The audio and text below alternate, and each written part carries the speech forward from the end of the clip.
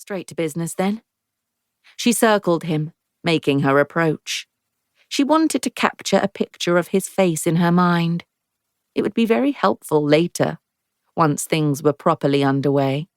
It would give her all the encouragement she needed. "I'm still doing my rounds, Mr. Shepherd," she said. He took a tiny step back to preserve the distance between them. "No need for that now, Mrs. King," he said, eyeing the door. The other servants were eavesdropping in the kitchen passage. She could feel them, folded just out of sight, contained in the shadows. She placed them like chess pieces in her mind.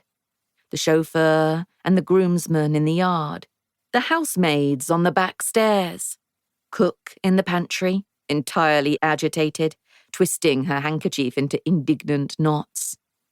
William, sequestered in Mr. Shepherd's office, under close guard. Alice Parker upstairs, keeping well out of trouble. Each of them watching the clock.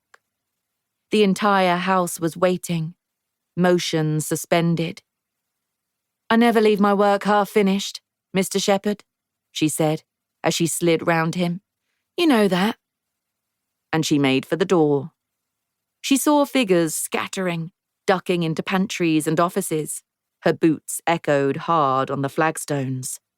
She felt the cold, damp breeze coming down from the back stairs and wondered, will I miss it?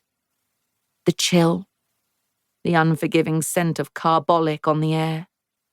It wasn't nice, not at all, but it was familiar. It was funny how you got used to things after so much time. Frightening, even. Mr. Shepherd followed her. He was like an eel, heavy and vicious, and he moved fast when he wanted to. "Mrs. King," he called, "we saw you in the gentlemen's quarters last night." "I know," said Mrs. King over her shoulder. A steep staircase ran from the kitchen passage up to the front hall. She kept her eyes fixed on the green baize door at the top. It was a partition between worlds. On the other side, the air thinned and the light became frosted around the edges. "Don't go up there," called Shepherd. Mrs. King didn't care for this. Being ordered about by Shepherd made the inside of her nose itch. "I've things to check," she said.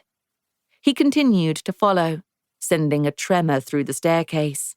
"Come on," thought Mrs. King. "Chase me." "You stay right here," he said, reaching to pull her back. She stopped on the staircase. She wouldn't run from Shepherd. He got her by the wrist, his stubby fingers pressing into her veins. His breath smelled stale, but she didn't recoil. She did the thing he hated most. Looked him straight in the eye. He said, "What were you doing last night, Mrs. King?" Shepherd had begun balding over the years, and all he had left were scrubby little hairs dotted right across his brow. Yet still he slicked them with oil. No doubt he waxed them every morning, one by one. "Perhaps I was sleepwalking." "Perhaps?" "Yes, perhaps." Mr. Shepherd loosened his grip slightly. She saw him calculating. "Well, that might change things. I could explain that to Madam." "But then again," she said, "perhaps I was wide awake." Mr. Shepherd pressed her wrist to the banister. "Keys, Mrs. King." She peered up at the green baize door. The house loomed over her, vast and unreachable. The answer she needed was up there. She knew it.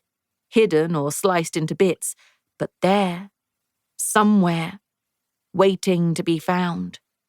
"I'll just have to come back and get it," she thought. She took him to the housekeeper's room, her room, and he stood guard in the doorway, blocking the light. Already it seemed to belong to her past. It wasn't cozy, just cramped. On the table